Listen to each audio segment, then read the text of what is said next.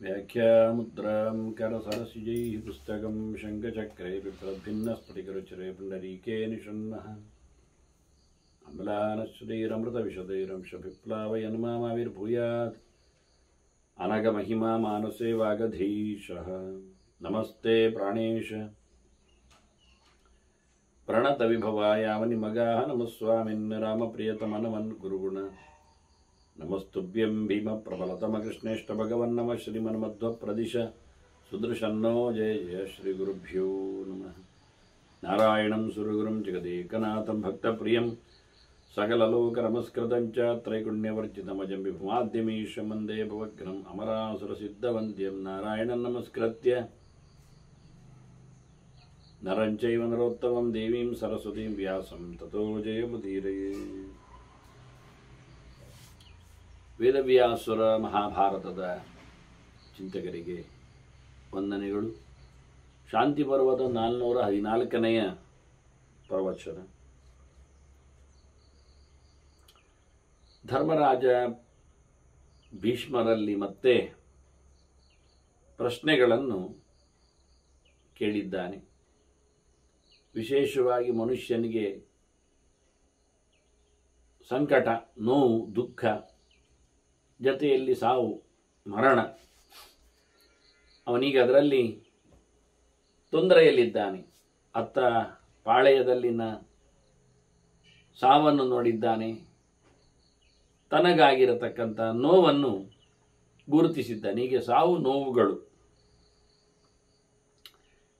ಇದನ್ನು ತಪ್ಪಿಸಿಕೊಳ್ಳುವ, ಅದನ್ನು ನಿಭಾಯಿಸುವ ಬಗೆ ಹೇಗೆ ಅನ್ನುವ ನೆಲೆಯಲ್ಲಿ ಶೋಕಾತ್ ದುಃಖಾಚ್ಚ ಮೃತ್ಯೋಶ್ಚ ತ್ರಸಂತೆ ಪ್ರಾಣಿನ ಸದಾ. ಜೀವಕೋಟಿಗಳು ಯಾವತ್ತೂ ಅಳುತ್ತಾವೆ, ದುಃಖವನ್ನು ಅನುಭವಿಸ್ತವೆ. ಸಾವಿನಲ್ಲಿ ಮತ್ತೆ ಇರುವಾಗ ದುಃಖದಲ್ಲಿ ಎರಡೇ. ಒಂದು ಇರುವುದು, ಇರುವಾಗ ಕಷ್ಟದಲ್ಲಿರುವುದು, ಇಲ್ಲ ಇರುವುದೇ ಹೋಗಿಬಿಡುವುದು, ಸಾಯುವುದು. ಈ ರೀತಿಯಾಗಿ ಸಾವು ನೋವುಗಳ ಬಗ್ಗೆ ನನಗೆ ಲೋಕದಲ್ಲಿ ಹಾಗೆ ಕಾಣುವುದರಿಂದ ಉಭಯನ್ನೋ ಯಥಾ ನಸ್ಯಾತ್, ನಮಗೆ ಆ ಸಾವು ನೋವುಗಳು ಬರಬಾರದು. ಅದನ್ನು ಹೇಗೆ ಮಾಡಿಕೊಳ್ಳುವ? ದುಃಖ ಆದರೆ ಆಗಿ ಹೋಯ್ತಿಲ್ಲ, ಮತ್ತೆ ಬಂದು ಅದರ ನೆನಪಾಗಿ ಮತ್ತೆ ನೋವಾಗುವುದು. ಅದಕ್ಕೆ ನಾವು ನೋವು ಅಂತಂದೆ, ಸಂಕಟ ಅಂತ ಶಬ್ದ ಹೇಳಿದೆ. ಅನ್ಯಾಯ ಆದಾಗ, ತೊಂದರೆ ಆದಾಗ ಆಗತಕ್ಕಂಥ ಏನೊಂದು ನೋವಿದೆ, ದುಃಖ ಇದೆ, ಅದು ಆಯಿತು ತತ್ಕಾಲದಲ್ಲಿ. ಅದು ಆದ ಬಳಿಕವೂ ಮತ್ತೆ ಪುನಃ ಯೋಚನೆಗೆ ಬಂದಾಗೆಲ್ಲ, ಮತ್ತಷ್ಟು ನೆನಪಿಗೆ ಬಂದಾಗ, ತನ್ನವರನ್ನೆಲ್ಲ ಕಳ್ಕೊಂಡಾಗ ಏನೊಂದು ಸಂಕಟ ಇದೆ, ಅದು ಮತ್ತೆ ನೆನೆಸಿಕೊಂಡಾಗೆಲ್ಲ ಮತ್ತೆ ಒಕ್ಕರಿಸಿ ಬರ್ತದೆ, ಉಮ್ಮಳಿಸಿ ನಿಲ್ತದೆ. ಹಾಗಾಗಿ ಅದನ್ನು ಶೋಕ ಅಂತ ಕರಿತೇವೆ ನಾವು. ಈಗ ಅಲ್ಲದ ದುಃಖ, ಹಳೆಯ ದುಃಖ, ವಾಸ್ತವವಾಗಿ ಅದು ಮತ್ತೆ ಇಲ್ಲಿ ಕಾಡುವಂತ ಕತೆ. ಹೀಗಾಗಿ ನಾವು ಈ ಸಾವು ನೋವುಗಳಿಂದ ದೂರ ಆಗಲಿಕ್ಕೆ ಏನು ಮಾಡಬೇಕು ಅಂತ ಭೀಷ್ಮರಲ್ಲಿ ಕೇಳುತ್ತಾನೆ. ಭೀಷ್ಮರು ಮನಸ್ಥಿತಿಯನ್ನು ಹೇಗೆ ನಿಭಾಯಿಸಲಿಕ್ಕೆ ಬರ್ತದೆ ಎನ್ನುವ ನೆಲೆಯಲ್ಲಿ, ಯಾಕೆಂದ್ರೆ ಇದನ್ನು ತಪ್ಪಿಸುವಂಥದ್ದಲ್ಲ. ಸಾವನ್ನು ತಪ್ಪಿಸ್ಲಿಕ್ಕಿಲ್ಲ ಆದ ನಂತರ ಮರ್ತ್ಯಲೋಕದಲ್ಲಿ ಬಂದವು ಹೋಗಲೇಬೇಕಾದ್ರೆ, ಹಾಗಾದರೆ ಸರಿ, ಒಂದನ್ನು ತಪ್ಪಿಸ್ಲಿಕ್ಕಿಲ್ಲ ಅಂತ ಆಯಿತು, ಮತ್ತೊಂದು ಯಾಕೆ ತಪ್ಪಿಸ್ಲಿಕ್ಕೆ ಆಗುವುದಿಲ್ಲ? ಹಾಗಾದರೆ ಸಂಕಟವನ್ನು, ನೋವನ್ನು ಯಾಕೆ ಕೇಳಿದರೆ, ಅಲ್ಲ ನಮ್ಮದು ನೋವುಂಟಲ್ಲ ಅದು ವ್ಯರ್ಥ. ಏನಂದರೆ ಸಾಯ್ತೇನೆ ಅಂತ ಅಳುವುದು. ಸಾಯಲಿಕ್ಕೆ ಹೇಗೆ ಉಂಟು ಎನ್ನುವುದು ಕನ್ಫರ್ಮ್ ಆದ ನಂತರ ಮತ್ತೆ ಸಾಯ್ತೇನೆ ಅಂತ ಅಳುವುದು ಯಾಕೆ? ಅಯ್ಯೋ ಸತ್ತರೆ ಅಂತ ಗಾಬರಿ ಆಗುವುದು, ಗಾಬರಿಯಾಗಿ ಆಗಬೇಕು. ಹಾಗಾಗಿ ಈಗ ಒಂದು ಸಂಕಟದ ಬಗ್ಗೆ ಮಾತ್ರ ಹೇಳಿದರೆ ಆಯ್ತು. ಎರಡರಿಂದ ಆಗತಕ್ಕ ದುಃಖ, ಒಂದು ಸಾವಿನಿಂದ ಒಂದು ನೋವಿನಿಂದ. ಸಾವಿನ ಬಗ್ಗೆ ಮಾತಾಡಬೇಕಾಗಿಲ್ಲ, ಸಾವು ಸಹಜ. ಹುಟ್ಟಿದಾಗಲೇ ಸಾಯಲಿಕ್ಕುಂಟು ಎನ್ನುವುದು ಗೊತ್ತಾಗಬೇಕಾಗ್ತದೆ. ಬೆಳೆದಾಗದು ಲೋಕವನ್ನು ನೋಡಿದಾಗ ಪ್ರತಿಯೊಂದು ಸಹ ತನ್ನತನವನ್ನು ಕಳ್ಕೊಳ್ಳುವುದರಿಂದ ಅದನ್ನು ರೆಡಿ ಆಗಬೇಕು ಅವನು. ಹಾಗಾಗಿ ಭೀಷ್ಮರು ಒಂದು ಸಂವಾದವನ್ನು ನಾರದರು ಮತ್ತು ಸಮಂಗ ಅಂತ ರಾಜನಲ್ಲಿ ನಡೆದ ಚಿಂತನೆಯ ಬಗ್ಗೆ ಕೇಳುತ್ತಾರೆ. ಹಿಂದೆ ಇಂದ್ರ ಮತ್ತೆ ವೃತ್ರನ ಸಂವಾದ ಇತ್ತು. ವೃತ್ರನಲ್ಲಿ ಇಂದ್ರ ಕೇಳಿಕೊಂಡಿದ್ದ. ಹಾಗೆ ಇದು ಒಂದು ರೀತಿಯಿಂದ ಅಂಥದ್ದೇ ಪ್ರಕರಣದ ಮತ್ತೊಂದು ಚಿಂತನೆ. ನಾರದರು ಕೇಳ್ತಾರೆ, ಭಾರಿ ಆರಾಮವಾಗಿರತಕ್ಕಂಥ ಸವಂಗನಲ್ಲಿ ಅಂಗ ಎನ್ನುವುದು ಸರಿಯೇ, ಹೆಸರು ಚೆನ್ನಾಗಿದೆ. ಅಂಗ ಅಂದರೆ ದೇಹ ಅಂತ ಅರ್ಥ. ಅದು ಅಂದರೆ ಸರಿಯಾಗಿ ಉಂಟು ಅಂತ ಅರ್ಥ. ದೇಹವನ್ನು ಸರಿಯಾಗಿಟ್ಟುಕೊಂಡವ. ಸಾವು ಬರುವುದು ದೇಹಕ್ಕೆ, ನೋವು ಬರುವುದು ದೇಹಕ್ಕೆ. ಅಂದರೆ ದೇಹಕ್ಕೆ ಬಂದ ಘಾಸಿಯಿಂದಾಗಿ ನೋವನ್ನು ಅನುಭವಿಸ್ತಾನೆ ಜೀವ. ಹೀಗಾಗಿ ಸಮಂಗ ಅವನಲ್ಲಿ ಕೇಳುತ್ತಾನೆ, ನೀನೇನು ಮಾರಾಯ, ಪುರಸೇವ ಪ್ರಣಯಸೆ, ನೀನು ಎದೆ ಬಗ್ಗೆ ನಮಿಸ್ತೀಯ. ಅಂದರೆ ಎದೆಯಲ್ಲೇ, ಅಂದರೆ ಎದೆಯನ್ನು ನೆಲಕ್ಕೆ ತಾಗಿಸಿಯೇ ನಿನ್ನದು. ಅಂದರೆ ಅಷ್ಟು ನೆಲದಲ್ಲಿ ನೀನು ತಗ್ಗಿ ಬದುಕುವವ. ಹೃದಯ ತುಂಬಿ ಮತ್ತೊಬ್ಬರನ್ನು ಪ್ರೀತಿಸ್ತೀಯ. ಪುರಸೇವ ಪ್ರಣಯಸೆ ಅಂದರೆ ಅದು ಒಂದು ಅರ್ಥ. ಬಾಹುಭ್ಯಾಂ ತರಸೀವಚ, ನೀನು ತೋಳಿನಲ್ಲೇ ದಾಟಿದಾಗೆ ಉಂಟು. ಅಂದರೆ ಈ ಕಷ್ಟಕೋಟಲೆಗಳನ್ನೆಲ್ಲ ಒಂದು ನೀರಿನ, ಸಮುದ್ರದ, ನದಿಯ ನೆಲೆಗೆ ಹೋಲಿಸಿದರೆ ಅದನ್ನು ದಾಟುವುದು ಅಂತ ಮಾಡಬೇಕು. ದಾಟಲಿಕ್ಕೆ ಈಜುಕೊಂಡು ಅಂತ ಅರ್ಥ. ಆಗ ಕೆಳಗೆ ಎಳೆಯತಕ್ಕಂಥ ಕ್ರೂರ ಮೃಗಗಳು, ಪ್ರಾಣಿಗಳು ಇರ್ತವೆ. ಮತ್ತಷ್ಟು ಸುಲಭವಾಗಿ ಇಲ್ಲ. ಅಲ್ಲಿ ಆವರ್ತಗಳು, ಸುಳಿಗಳು, ಅಲೆಗಳು ಎಲ್ಲ ಇದ್ದರೆ ಮತ್ತೆ ಮುಳುಗಿಸಿ ಹಾಕ್ತವೆ, ಬೀಳಿಸಿ ಬಿಡ್ತವೆ, ಎಳ್ಕೊಂಡು ಹೋಗ್ತವೆ. ಹಾಗಾಗಿ ನೀನು ಆರಾಮವಾಗಿ ಕೈಗಳೆರಡರಲ್ಲಿ ಈಜುಕೊಂಡು ಹೋದಾಗೆ ಉಂಟು, ದಾಟಿಕೊಂಡು ಹೋದಾಗೆ ಉಂಟು. ಸುಮಾರಾಗಿ, ತೆಪ್ಪವೂ ಇಲ್ಲದೆ, ಯಾರ ಸಹಾಯವೂ ಅಲ್ಲದೆ. ಎಂತ ಕತೆ ಅರ್ಥ ಆಗ್ತಾ ಇಲ್ಲ, ಬಹಳ ಫ್ರೀ ಇದ್ದೀಯಲ್ಲ ಅಂತ. ಬಹಳ ಚೆನ್ನಾಗಿ ಕಾಣ್ತಾ ಇದ್ದಿ. ಸಂಪ್ರದಿಷ್ಟ ಮನಾಹ ನಿತ್ಯಂ, ಯಾವಾಗಲೂ ನೋಡಿದ್ರು ಪೂರ ಖುಷಿಯ ಮನಸ್ಸು ನಿನ್ನದು, ಆನಂದವಾಗಿರ್ತಿ. ವಿಶೋಕೈವ ಲಕ್ಷ್ಯಸಿ, ಏನು ದುಃಖವೇ ಇಲ್ಲದಾಗೆ ಕಾಣ್ತಾ ಉಂಟಲ್ಲ. ಯಾವುದೇ ಹಿಂದಿನ ಘಟನೆಗಳೇ, ಕಹಿ ಅನುಭವಗಳೇ, ಯೋಚನೆಗಳೇ ಇಲ್ಲದಂತೆ ಕಾಣ್ತಾ ಉಂಟು. ಉದ್ವೇಗಂ ನಹಿತೇ ಕಿಂಚಿತ್, ನಿನ್ನಲ್ಲಿ ಯಾವತ್ತು ನೋಡಿದ್ರು ಟೆನ್ಷನೇ ಇಲ್ಲ, ಉದ್ವೇಗಕ್ಕೆ ಒಳಗಾಗುವುದೇ ಇಲ್ಲ. ಸಾಮಾನ್ಯವಾಗಿ ದೇಹದಲ್ಲಿ ಬರತಕ್ಕಂಥ ಯಾವುದೇ ವೇಗವನ್ನು ಮನುಷ್ಯ ಕಂಪ್ರೆಸ್ ಮಾಡಬಾರದು ಅಂತ ಕ್ರಮ. ವೇಗ ಅಂದರೆ ಒತ್ತರಿಸಿ ಬರುವಂಥದ್ದು ಅಂತ ಅರ್ಥ. ಮೂತ್ರ ಬರಲಿ, ಮಲ ಬರಲಿ, ಅಥವಾ ವಾಂತಿ ಬರಲಿ, ಹಾಗೆ ಉಸಿರು ಸಹ ಒಂದು ಲೆಕ್ಕದಲ್ಲಿ, ಅಥವಾ ಸೀನು, ಯಾವುದನ್ನು ಸಹ ಮನುಷ್ಯ ಅದು ಬಿಡ್ಲಿಕ್ಕಿಲ್ಲ. ಅದು ಬಂದಾಗ ಅದನ್ನು ಹೊರಗೋಗ್ಲಿಕ್ಕೆ ಬಿಡಬೇಕು, ಕ್ರಮ ಹಾಗೆ ಮನಸ್ಸಿನಲ್ಲಿಯೂ ಕೆಲವೊಮ್ಮೆ ಭಾವನೆಗಳು, ಯಾವುದೇ ರೀತಿಯಲ್ಲಿ ಆಗಿರತಕ್ಕಂಥ ಹೆಚ್ಚು ಕಡಿಮೆಗಳು, ಇವನ್ನೆಲ್ಲ ಮತ್ತೆ ಅದುಮಿಟ್ಟುಕೊಂಡ್ರೆ ಒಂದ್ಸರ್ತಿ ಮನಸ್ಸು ಬರ್ಸ್ಟ್ ಆಗ್ಬೋದು. ಮಲಮೂತ್ರಗಳನ್ನ ಇಟ್ಕೊಂಡ್ರೆ ಕಿಡ್ನಿ ಫೈಲ್ಯೂರ್ ಆಗುವ ಹಾಗೆ, ಅಥವಾ ಕ್ಲಾಡರ್ ಒಳಗಿದ್ದು ಬ್ಲಾಸ್ಟ್ ಆಗುವ ಹಾಗೆ ಕೋಶಗಳು. ಹಾಗೆ ಆಗದಂತೆ ನೀನು ಎಂಥದ್ದಕ್ಕೂ ಟೆನ್ಷನ್ ಮಾಡ್ತಾ ಇಲ್ಲ, ನಿನ್ನಲ್ಲಿ ಯಾವುದೇ ಉದ್ವೇಗಗಳು ಇಲ್ಲ. ನಿತ್ಯ ತೃಪ್ತೈವ ಸ್ವಸ್ಥ, ಪೂರ್ಣ ಆರೋಗ್ಯ, ನಿತ್ಯ ತೃಪ್ತಿ, ಬಾಲವಚ್ಚ ವಿಚೇಷ್ಟ. ನೀನು ಮಗುವಿನಾಗೆ ಕಾಣ್ತದೆ ನನಗೆ. ಮಕ್ಕಳಿಗೆ ಏನಿಲ್ಲ, ಟೆನ್ಷನ್ ಇಲ್ಲ. ಅವುಗಳಿಗೆ ಸಂಸಾರ ತಾಪತ್ರಯ ಉಂಟ, ವೃತ್ತಿಯ ಯೋಚನೆ ಉಂಟ, ಮುಂಬಡ್ತಿ ಹಿಂಬಡ್ತಿಯ ಗಾಬರಿ ಇದೆಯಾ, ಟ್ರಾನ್ಸ್ಫರ್, ಎಂಥದ್ದು ಗೊತ್ತಿಲ್ಲದೆ ಏನಿಲ್ಲ. ಇದೇ ಅಲ್ಲ, ಈ ಶಬ್ದಗಳೆಲ್ಲ ಮುಂದಕ್ಕೆ ಬಂದಾಗ, ಎಜುಕೇಷನ್ ಬಂದಾಗ ಸ್ವಲ್ಪ ಹೆಚ್ಚು ಕಡಿಮೆ ಆಗ್ತದೆ. ಆನಂತರ ಮತ್ತೆ ಲೈಫ್ ಸೆಟ್ಲ್ಮೆಂಟ್ ಅಂದಾಗ ಇನ್ನೊಂದು ಕಡೆಯಲ್ಲಿ ಆತ ಗಾಬರಿಗೊಳಗಾಗ್ತಾನೆ. ಮನೆ, ಮದುವೆ, ಮಕ್ಕಳು ಅಂದಾಗ ಅದೊಂದು ಟ್ರೆಂಡೇ ಬೇರೆ ಆಗ್ತದೆ. ಇತ್ತ ಮತ್ತೆ ವೃತ್ತಿಯಲ್ಲಿ ಸ್ಯಾಟಿಸ್ಫ್ಯಾಕ್ಷನ್, ಮತ್ತೆ ಜನರು ಒಟ್ಟಿಗಿರುವವರು, ಕಮ್ರೇಡ್ಸ್, ಅಲ್ಲಿ ಒಬ್ಬನಿದ್ದು ಕೆಲಸ ಮಾಡಲಿಕ್ಕೆ ಬರುವುದಿಲ್ಲ. 4 ಜನ ಇದ್ರು ಕೆಲವೊಮ್ಮೆ ಕಿರಿಕಿರಿ ಆಗುವುದುಂಟು ಕೆಲಸದಲ್ಲಿ. ಅದು ಸಮಾನ ಜಾತಿಯರು ಇರ್ತಾರೆ, ಕೆಲವೊಮ್ಮೆ ಇಲ್ಲದವರು ಇರ್ತಾರೆ. ಹಾಗಾಗಿ ತುಂಬ ಹೆಚ್ಚು ಕಡಿಮೆ ಆಗ್ತದೆ. ಆಗ ಇದೆಲ್ಲ ಬಹಳ ಕಷ್ಟದ್ದು. ವೃತ್ತಿಯಲ್ಲಿ ಮತ್ತೆ ನಮ್ಮ ಎದುರೇ ಯಾರಿಗೋ ಪ್ರಮೋಷನ್ ಸಿಗ್ತದೆ, ನಮ್ಮನ್ನು ಬಿಟ್ಟಿರ್ತಾರೆ, ಅಭಿಪ್ರಾಯ ದೂರ ಇರ್ತದೆ, ಕೇಳಿರುವುದಿಲ್ಲ, ಹಾಗೆ ಹೀಗೆ ಅಂತ ಟ್ರಾನ್ಸ್ಫರ್ಗಳು, ಹೀಗೆ ಏನೇನೋ ಮುಗಿಯಲಾರದ ವಸ್ತುಗಳು, ವಿಷಯಗಳು. ಇದು ನಾವು ಬೆಳೆದಾಗ ನಮ್ಮಲ್ಲಿ ನಮ್ಮ ನೋಟ್ ಪ್ಯಾಡಲ್ಲಿ ಹೆಚ್ಚೆಚ್ಚು ಆಗ್ತಾ ಹೋಗತಕ್ಕ ಸಂಗತಿಗಳು ಆ್ಯಡ್ ಆಗ್ತಾ, ಟು ಮೋರ್ ಆ್ಯಡಿಂಗ್ ಹೇಳಿದಾಗ ಆ್ಯಡ್ ಆಗ್ತಾ ಇರ್ತದೆ, ಮತ್ತೊಂದು ಇನ್ನೊಂದು ಹಾಗೊಂದು ಹೀಗೊಂದು ಅಂತ. ಹೀಗೆ ಮಗುವಿನಲ್ಲಿ ಏನು ಡೈರೆಕ್ಟ್ರಿಯೇ ಇಲ್ಲ, ಮಾಮೂಲಿ ಆ ಮಗುವಿ ಇನ್ನೊಬ್ಬರ ಡೈರೆಕ್ಟರಿಯಲ್ಲಿ ಸೇರಿಕೊಂಡಿರ್ತದೆ, ತನ್ನ ಹೆಸರನ್ನು ಮಾಡಿಕೊಂಡಿರ್ತದೆ, ಅದಕ್ಕೊಂದು ಸ್ಪೆಷಲ್ ಡೈರೆಕ್ಟರಿ ಇರುವುದಿಲ್ಲ. ಹೀಗಾಗಿ ನನಗೆ ಬಹಳ ಚೆನ್ನಾಗಿ ಕಾಣ್ತಾ ಉಂಟಲ್ಲ ನೀನು, ಇದೇನು ಕತೆ ಅಂತ ನಾರದರು ಕೇಳಿದ್ರು. ಆತ ಉತ್ತರ ಮಾಡ್ತಾನೆ ಬಹಳ ಸುಂದರವಾಗಿ. ಇಂದ್ರ ಕೇಳಿಕೊಂಡಾಗಿ ಇಲ್ಲಿ ಸಹ ಬಲಿಯನ್ನು ಕೇಳಿದ್ದ ಇಂದ್ರ ಅದೇ ರೀತಿಯಾಗಿ ಏನಯ್ಯ ಅಂತ ಹೇಳಿಕೊಂಡು ಅದಕ್ಕೂ ಬಲಿ ಬಹಳ ಉತ್ತರ ಕೊಟ್ಟಿದ್ದ. ಅದೇ ಕೆಲವು ಮಾತುಗಳ ಛಾಯೆಗಳು ಇಲ್ಲಿ ಅಡಗಿವೆ, ಯಾರಿಗೂ ಆದರೆ ಹಾಗೆ ಅಲ್ವಾ.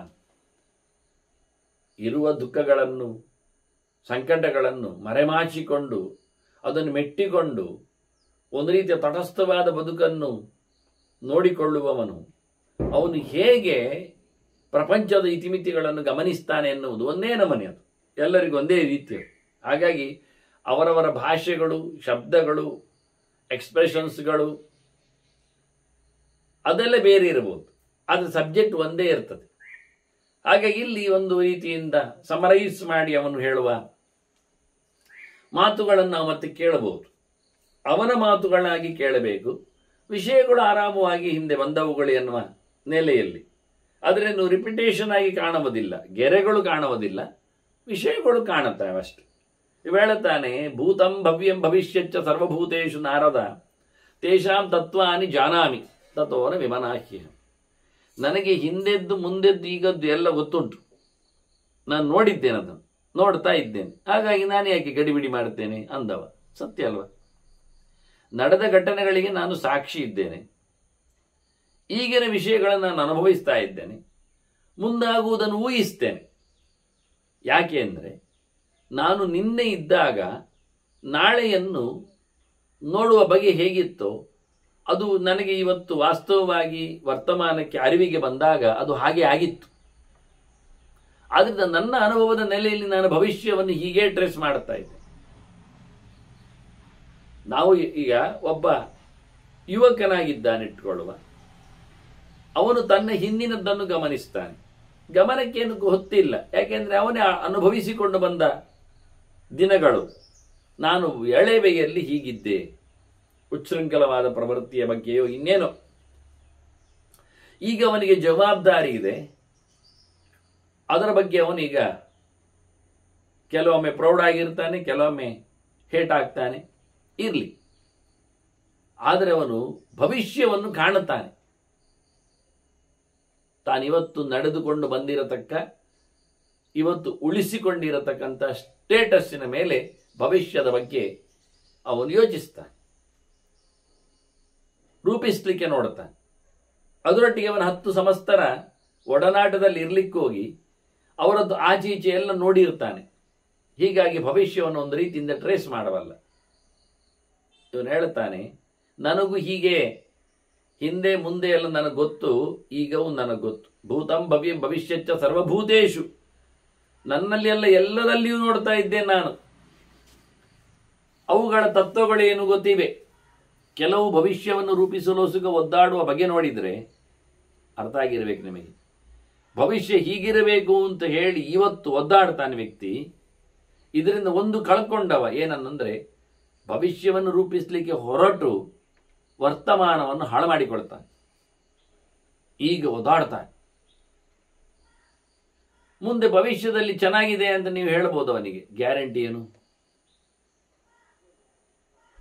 ಕೈ ಕೊಟ್ರೆ ಜಸ್ಟ್ ಒಂದು ಪಾಯ, ಒಂದು ಮಾತು, ನೀವು ನಾಳೆಯಿಂದ ರೆಡಿ ಆಗುವುದಾದರೆ. ಈಗ ನಾವು ವರ್ತಮಾನದಲ್ಲಿ ಇದ್ದೇವೆ, ಸರಿ, ನಾವು ಭವಿಷ್ಯವನ್ನು ರೂಪಿಸಬೇಕು. ಏನು ಅಂತ, ನಾನು ಭವಿಷ್ಯದಲ್ಲಿ ಆರಾಮವಾಗಿರಬೇಕು. ಅದಕ್ಕಾಗಿ ಈಗಾಗಲೇ ಒಂದಿಷ್ಟು ಸಂಪತ್ತನ್ನು ನಾನು ಸಿದ್ಧಗೊಳಿಸಬೇಕು.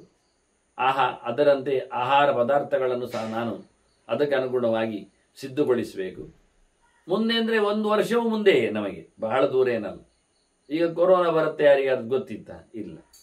ಹಾಗಾಗಿ ಅವನು ಗೊತ್ತಿಲ್ಲದೆ ಇದ್ದ ಒಂದೊಮ್ಮೆ ಭವಿಷ್ಯವನ್ನು ರೂಪಿಸಿಕೊಂಡಿದ್ರೆ ಎಲ್ಲಿಯಾದರೂ ಏನಾದರೂ ಇಂಥದ್ದೊಂದು ಅವಘಡ ಬಂದರೆ ನಾನೊಂದು ವರ್ಷ ಆರಾಮವಾಗಿ ಯಾರಲ್ಲಿಯೂ ಕೈ ಚಾಚಿಕೊಳ್ಳದೆ ತಿನ್ನುವಷ್ಟರ ಮಟ್ಟಿಗೆ ನಾನು ಸೊತ್ತುಗಳನ್ನೆಲ್ಲ ಒಟ್ಟು ಮಾಡಿಕೊಂಡಿರಬೇಕು ಅಂಥದ್ದು ಪ್ರಿಸರ್ವ್ ಆಗುವಂಥದ್ದು ಅಂತ ಹೇಳಿಕೊಂಡಿದ್ರೆ ಅವನು ಇಟ್ಟುಕೊಂಡಿದ್ರೆ.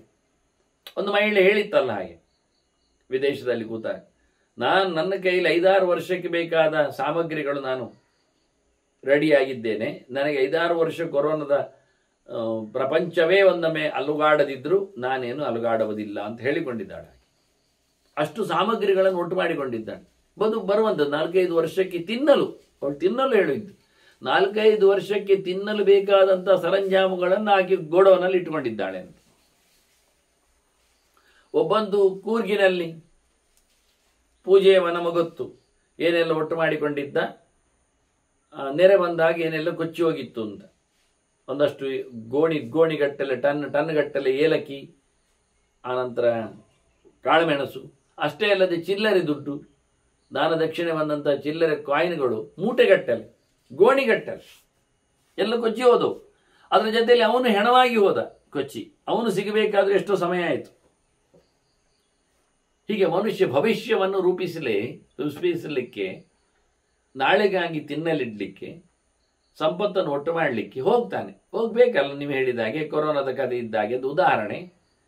ಇದು ನಾವು ಭವಿಷ್ಯವನ್ನು ರೂಪಿಸುವುದು. ಬಹಳ ಚೆನ್ನಾಗಿ ಆಗಿದೆ, ಭದ್ರಕೋಟೆ. ಇನ್ನೇನು ಮುಂದಿನ 10 ವರ್ಷಗಳಲ್ಲಿ ನಾವು ಆರಾಮವಾಗಿ ತಿಂದು ತೇಗಿ ಗಮ್ಮತ್ತಿನಲ್ಲಿ ಬದುಕಬಹುದು ಅಂತ ಹೇಳಿ ಇವತ್ತಿನ 5-6 ವರ್ಷಗಳನ್ನು ನಾವು ಇವತ್ತಿಗೆ ಎಂದಿಟ್ಟುಕೊಂಡು ಮುಂದಕ್ಕೆ ಎನ್ನುವುದನ್ನು ಅಷ್ಟು ದೂರದಲ್ಲಿ ಇಟ್ಟಿದ್ದೇವೆ 10 ವರ್ಷವನ್ನು. ಈಗಿನೇನೊಂದು ನಾವು ಅನುಭವಿಸುವ 8-10 ವರ್ಷ ಇದೆ, ಅದನ್ನು ನಾವು ಮುಂದಿನ ವರ್ಷದಲ್ಲಿ ಸೇರಿಸಲಿಲ್ಲ, ವರ್ತಮಾನಕ್ಕೆ ಇಟ್ಟುಕೊಂಡಿದ್ದೀವಿ.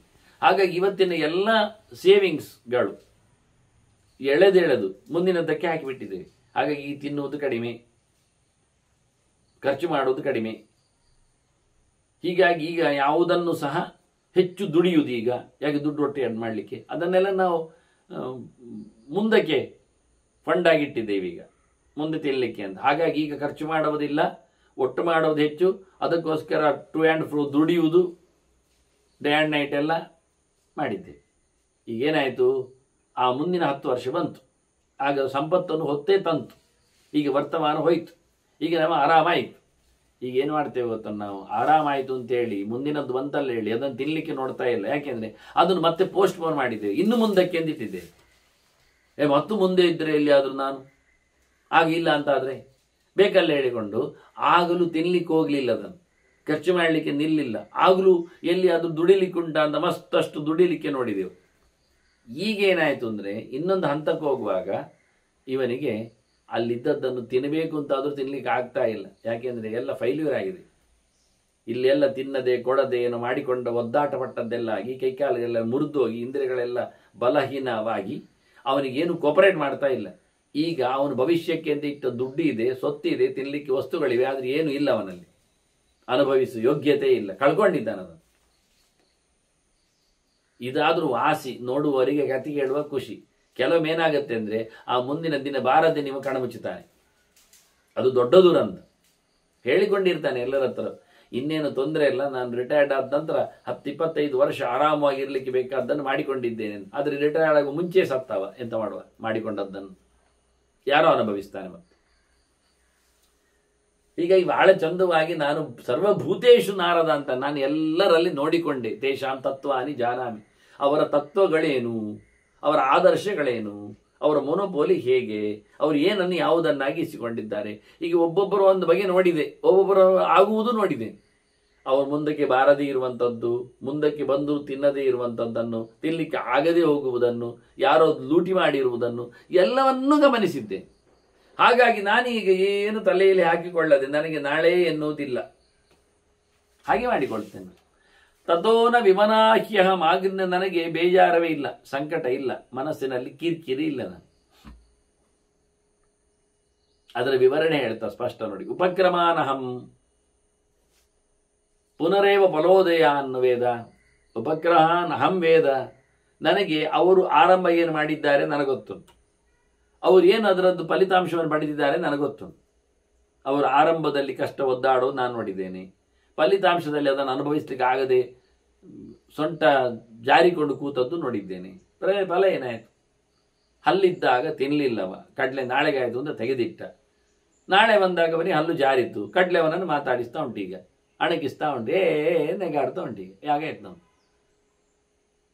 ಹೀಗೆಲ್ಲ ಒದ್ದಾಡಿದ, ಎಂಥದ್ದು ಸಾಧನೆ ಮಾಡಲಿಕ್ಕೆ ಹೋಗಲಿಲ್ಲ. ಜಪದ ಅನುಷ್ಠಾನಕ್ಕೆ ಪುರುಸೋತಿಲ್ಲ ಅಂದ. ವ್ಯವಹಾರ, ಬಿಸಿನೆಸ್ಸು, ಮಾರಾಟ, ಮತ್ತೊಂದು ಇನ್ನೊಂದು ಅಂದ. ಆ ನಂತರ ಮುಂದಕ್ಕೆ ಬಂದಾಗ ಅವನಿಗೆ ಏನು ಅರ್ಥ ಆಗ್ತಾ ಇಲ್ಲ. ಜಪದ ಅನುಷ್ಠಾನ ಮಾಡಲಿಕ್ಕೆ ಅವನಿಗೆ ಕೈಕಾಲುಗಳು ಕೇಳ್ತಾನೂ ಇಲ್ಲ.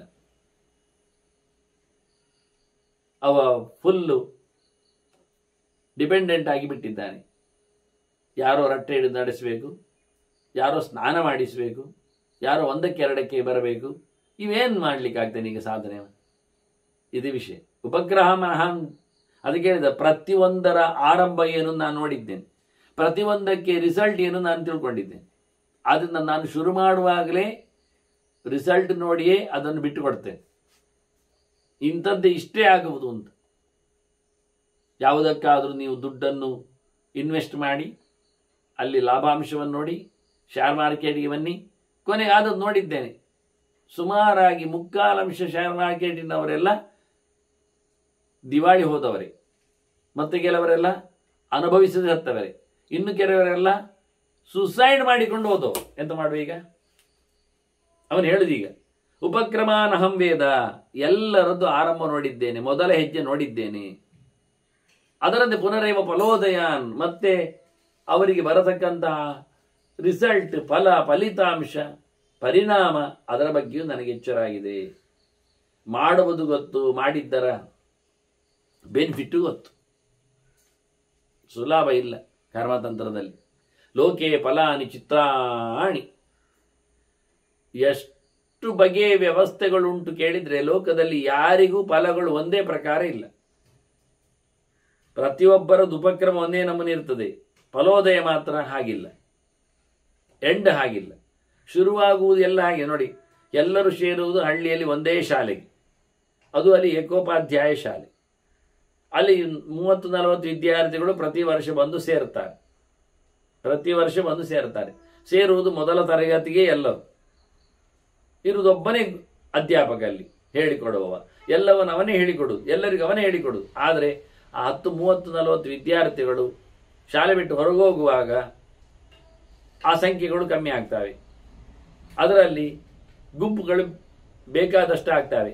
ಒಂದು 5-6 ಜನರು ಒಳ್ಳೆಯವರಿದ್ದಾರೆ, 5-6 ಜನರು ಲೆಕ್ಕಕ್ಕೆ ಸಿಗುವುದಿಲ್ಲ, 5-6 ಜನರು ತೀರಾ ತೆಗೆದಾಕಿದವರು, ಹೆಚ್ಚು ಹೆಸರುವಾಸಿಗಳು ಆ ಶಾಲೆಯಲ್ಲಿ, ಎಲ್ಲರ ಬಾಯಿಯಲ್ಲಿ ಬೈಲಿಕ್ಕೆ ಸಿಗುವವರು.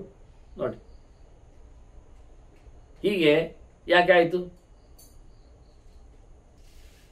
ಉಪಕ್ರಮ ಒಂದೇ ಬಗೆ ಇತ್ತು, ಫಲೋದಯ ನೋಡಿದೆ, ಎಲ್ಲಿಯೂ ಫಲದಲ್ಲಿ ಒಂದೇ ಪ್ರಕಾರ ಇಲ್ಲ. ಲೋಕೆ ಫಲಾನಿ ಚಿತ್ರಾಣಿ, ಚಿತ್ರ ವಿಚಿತ್ರವಾದ ಫಲಗಳು, ವ್ಯವಸ್ಥೆಗಳು ಬೇರೆ ಬೇರೆ ಇದೆ. ಹಾಗಾಗಿ ತಥೋನ ವಿಮನಾಖ್ಯಂ, ಆದ್ರೆ ನಾನು ತಲೆ ಕೆಡಿಸಿಕೊಳ್ಳುವುದೇ ಇಲ್ಲ. ನನ್ನ ಈ ಉಪಕ್ರಮಕ್ಕೆ ಇದೇ ಫಲೋದಯ ಎನ್ನುವುದು ನಾನೇನು ಟ್ಯಾಗ್ ಮಾಡಲಿಲ್ಲ. ಯಾವುದು ಬರ್ತದೆ, ಯಾವಾಗ ಬರ್ತದೆ, ಎಷ್ಟು ಬರ್ತದೆ, ಹೇಗೆ ಬರ್ತದೆ ಗೊತ್ತಿಲ್ಲ, ಬಾರದೇ ಇರಬಹುದು. ಫಲಗಳು ರಿವರ್ಸ್ ಇರ್ತವೆ ಕೆಲವೊಮ್ಮೆ. ಯಾವ ಅದ್ಭುತ! ಒಬ್ಬ ಒಳ್ಳೆ ಹುಡುಗ ಭಾರಿ ದುಡ್ಡು ಮಾಡಿದ ಸಾಫ್ಟ್ವೇರ್ ಆಗಿ, ಸುಮಾರು ಒಂದು 10-6 ವರ್ಷದ ಕೆಳಗೆ. ಮತ್ತೆ ಅವನಿಗೆ ತಂದೆ ತಾಯಿಗಳು ಅವನನ್ನು ಎಳೆದ್ರು, ಊರಿಗೆ ಬಾ, ನಮ್ಮ ಏನು ಸುಖದ ಸಮಾಧಿಯ ಮೇಲೆ ನಿನ್ನ ಸಂಪತ್ತಿನ ಆಟವು ಅಂತ ಕೇಳಿ ಅವನನ್ನು ಒಂದು ರೀತಿಯಿಂದ ಬ್ಲ್ಯಾಕ್ ಮೇಲ್ ಮಾಡಿದ ಹಾಗೆ. ಬಂದ, ಸತ್ಯಖಂಡಿತ, ಯಾಕೆಂದರೆ ವೇದಾಂತಿಯವ ಸ್ವಲ್ಪ ಮಟ್ಟಿನಲ್ಲಿ, ಸತ್ಯಖಂಡಿತ. ಅವನಿಗೆ ಎಲ್ಲವನ್ನು ತೊರೆದು ತಂದೆ ತಾಯಿಗಳಿಗೆ ಕ್ಷೇಮಕ್ಕೆ ಅಂತೇಳಿ ಬಂದ. ಇಲ್ಲಿ ಬದುಕಬೇಕು, ಮತ್ತೆ ಸುಮ್ಮನೆ ಆಗತ್ತಾ? ಹಾಗಾಗಿ ಇಲ್ಲಿ ಒಂದು ತೋಟ ಮಾಡಿದ, ಅದರಲ್ಲಿ ಬೇಕಾದಷ್ಟು ಫಸಲನ್ನು ಪಡೆದ. ತನ್ನ ಹಿಂದಿನ ವೃತ್ತಿಗೆ ಅನುಗುಣವಾಗಿ ತಂದೆ ತಾಯಿಗಳನ್ನು ಸಂತೋಷಿಸಲಿಕ್ಕೆ ಬೇಕಾದ ಹಾಗೆ ಒಳ್ಳೆಯ ಧಾರ್ಮಿಕ ಭೂಮಿಕೆಯಿಂದ ಕೆಲವು ಲೇಖನಗಳನ್ನು ಬರೆದ, ಚಿಂತನೆಗಳನ್ನು ತಂದ, ಬರವಣಿಗೆಯಲ್ಲಿ ನಿಂತ, ಸಂಪತ್ತನ್ನು ಅರಗಿಸಿಕೊಂಡ. ಆದ್ರೇನಾಯಿತು? ಎಷ್ಟೋ ಕೋತಿಗಳು ಹಾವಳಿಯಲ್ಲಿ ತೋಟವನ್ನು ನಾಶ ಮಾಡಿದವು. ಅದು ಮತ್ತೆ ಮತ್ತೆ ಅವನಿಗೆ ವಿಪರೀತವಾದ ದಾಳಿಯಾಯಿತು. ಹೀಗಾಗಿ ಅದನ್ನು ಮತ್ತೊಂದು ಫಸಲಿನಲ್ಲಿ ನೋಡಿದ, ಅದೂ ಆಗಲಿಲ್ಲ. ಇನ್ನೊಂದು ಕಡೆಯಲ್ಲಿ ಅದನ್ನು ಸರಿದೂಗಿಸಲು ನಿಂತಾಗ ಆ ತೋಟಕ್ಕೆ ಬೆಂಕಿ ಬಿತ್ತು ಆಕಸ್ಮಿಕವಾಗಿ. ಅದಾಗಲೇ ಜರ್ಜರಿತನಾಗಿದ್ದಾನೆ ಮಾನಸಿಕವಾಗಿ. ಇನ್ನಷ್ಟು ಅವನದನ್ನು ಸ್ಥಿಮಿತವನ್ನು ಕಳ್ಕೊಂಡಿದ್ದಾಗ ಈಗ ಏನಾಗಿದ್ದಾನೆ ಕೇಳಿದ್ರೆ ನೀವು ನಂಬಲಿಕ್ಕಿಲ್ಲ. ಆತ ನನಗೆ ಗೊತ್ತಿಲ್ಲ ತಂದೆ ತಾಯಿಗಳು ಎಲ್ಲಿದ್ದಾರೋ ಏನೋ ನನಗೆ ಅರ್ಥ ಆಗಿಲ್ಲ ಅಂತ ಅವನಿದ್ದಾನೆ. ಆದರೆ ಪೂರ್ತಿ ಅವನಿವತ್ತು ಬರೆದಿರತಕ್ಕಂಥ ಅವನ ಬದುಕಿನಲ್ಲಿ ಆಗಿರತಕ್ಕಂಥ ಅವನು ಕಲಿಕೆಯಲ್ಲಿ ಬಂದಿರತಕ್ಕಂಥ ವಿಷಯಗಳಿಗೆಲ್ಲ ವಿರುದ್ಧವಾಗಿದ್ದ, ವಿರುದ್ಧವಾಗಿ ಹೇಳುತ್ತಾ ಇದ್ದ. ಎಲ್ಲಿವರೆಗೆ ಅಂದರೆ ದೇವರೇ ಇಲ್ಲ ಅಂದಿದ್ದ, ಧರ್ಮವೇ ಇಲ್ಲ ಅಂತ. ಇದು ನಮೂನೆ ಮನುಷ್ಯನತ್ತು. ಇದನ್ನೇ ಉಲ್ಲೇಖ ಮಾಡಿದವ. ಇದನ್ನೇ ತಿಳ್ಕೊಳ್ಬೇಕಾದ್ದು ನಾವು. ಬಹಳ ಅದ್ದೂರಿಯಾಗಿದೆ ಇದು ಸಂಗತಿಗಳು. ನೀವು ಹೇಳಿದ ನಾನು ಅದಕ್ಕೋಸ್ಕರ ಮಾರೆ ತಲೆ ಕೆಡಿಸಿ ತತ್ವವನ್ನು ವಿಮನಾಕಿ ನಾನು ತಲೆ ಕೆಡಿಸುವುದೇ ಇಲ್ಲ. ನೋಡು, ತಲೆ ಕೆಡಿಸುವುದಿಲ್ಲ ಅಂದ್ರೆ ನೀವು ಹೇಳಿದ ವಿಷಯಗಳೆಲ್ಲ ಅರ್ಥ ಆಯ್ತು. ಆದರೆ ಅವನು ಪಾಪ ಅಷ್ಟೆಲ್ಲ ಲಾಸ್ ಮಾಡಿಕೊಂಡು ಕೈಕಾಲುಗಳನ್ನೆಲ್ಲ ಮುರಿದುಕೊಂಡು ಇರುವುದಾದ್ರೂ ಹೇಗೆ ಹೇಳಿದೆ? ಇವು ಹೇಳ್ತಾ ಅಯ್ಯ ಎಂತ ಮಾರಯ್ಯ, ಅನಾಥಾಶ್ಚ ಅಪ್ರತಿಷ್ಠಾಶ್ಚ ಗತಿಮಂತಶ್ಚ ನಾರದ ಅಂದಾಹ ಜಡಾಶ್ಚ ಜೀವಂತಿ ಪಶ್ಚಾಸ್ಮಾನ ವಿಜೀವತ. ಎಂತ ಹೇಳಿದ್ ನೀನು? ಅನಾಥರಿಗೆ ಬದುಕೇ ಇಲ್ವಾ? ಸತ್ರ ಅವರು ತಂದೆ ತಾಯಿಗಳನ್ನು ಕಳ್ಕೊಂಡವರು ಆಕ್ಸಿಡೆಂಟಲ್ಲಿ ಖಾಲಿ ಒಂದೇ ಒಂದು ಮಗು ಉಳಿದದ್ದು ಉಂಟು. ಬಂಧುಗಳು ಭಗಿನಿಯರು ಯಾರೂ ಇಲ್ಲ, ಆದದ್ದು ಉಂಟು. ಬದುಕಲಿಲ್ವ? ಅದು ಮುಂದುವರುವುದಿಲ್ವ? ಅಂಥದ್ದು ಎಷ್ಟೋ ಉದಾಹರಣೆಗಳಿವೆ. ದಿಕ್ಕು ದಶೆ ಇಲ್ಲದವರೆಲ್ಲ ಗುರಿ ಮುಟ್ಟಿದ್ದು, ದೊಡ್ಡ ಸಾಧನೆಯನ್ನು ಮಾಡಿದ್ದು. ಹೇಗಿದ್ದ ನೋಡಿ, ಎಂಥ ದಪ್ಪನೆಯವರು ಬದುಕ್ತಾರೆ ಆರಾಮಾಗಿ, ರಸ್ತೆಯನ್ನು 3ಕ್ಕೆ 3 ಮಾಡಿಕೊಂಡು ಹೋಗ್ತಾರೆ.